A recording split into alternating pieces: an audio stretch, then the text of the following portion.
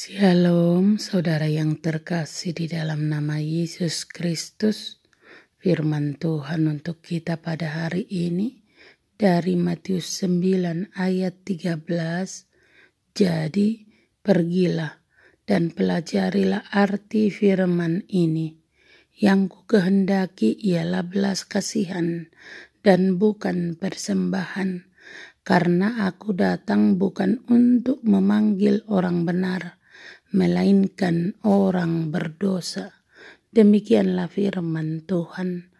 Firman Tuhan hari ini, di mana Kristus membuktikan ayat ini yang dikutip dari kitab Hosea 6 ayat 6. Yang ku kehendaki ialah belas kasihan dan bukan persembahan.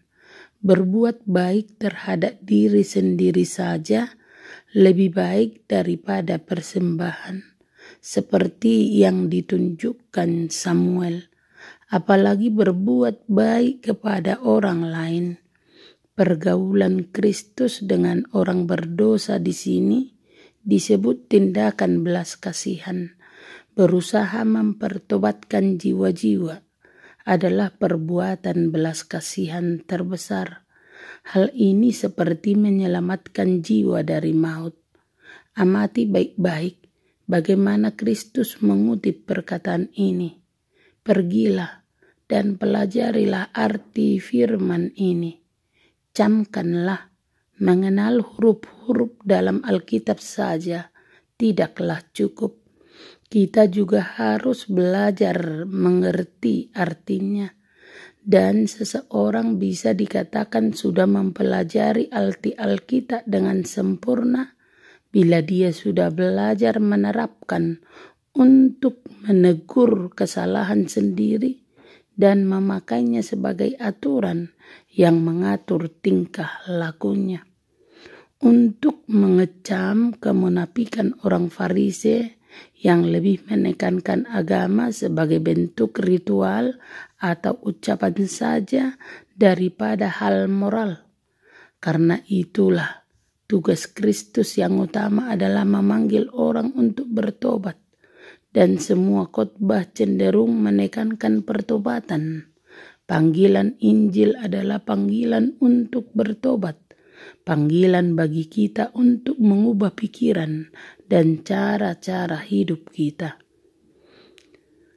Andai kata anak-anak manusia bukan orang berdosa, maka tidak akan ada alasan bagi Kristus untuk datang ke tengah-tengah mereka. Ia adalah juru selamat manusia, bukan manusia yang utuh, melainkan manusia yang jatuh. Andai kata Adam yang pertama tetap berada dalam kebenaran yang semula, maka kita tidak akan memerlukan Adam kedua. Oleh sebab itu, tugas yang paling besar berkenan dengan orang-orang yang paling berdosa.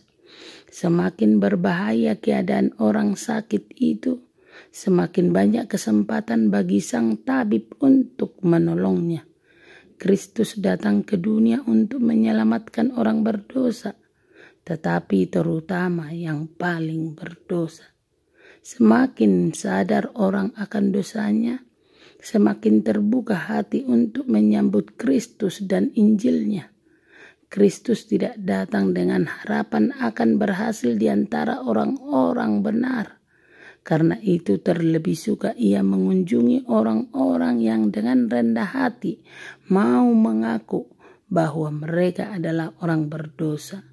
Kepada mereka lah Kristus mau datang, karena di antara mereka lah ia disambut. Amin. Terimalah berkat Tuhan, kasih karunia dan damai sejahtera dari Allah Bapa kita dan dari Tuhan Yesus Kristus menyertai saudara sekalian. Amin. Selamat beraktivitas, salam sehat selalu, Tuhan Yesus memberkati.